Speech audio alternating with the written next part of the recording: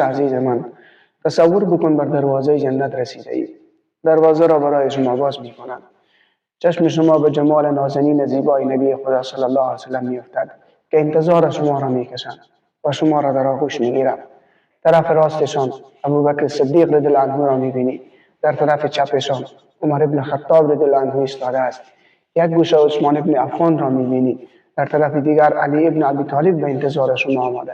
سعد و سعید، طلحه و زبیر، همه صحابه به استقبال تو آمدند. در یک گوشه سردار جوانان اهل جنت حسین ابن علی را میبینی. در یک طرف جوان شکوش عرب با دو بال مصعب ابن عمیر به انتظار شما آمده است. ای دوست عزیز من، این به خاطر ازی بوده که لحظاتی از شب را تو در پاهای بلاکیف ذات خدا سجده نموده ای، شبها را با تضرع و دعا سپری نموده ای، روزها را در روزه بوده ای و با تقوای الهی چنگ زده ای.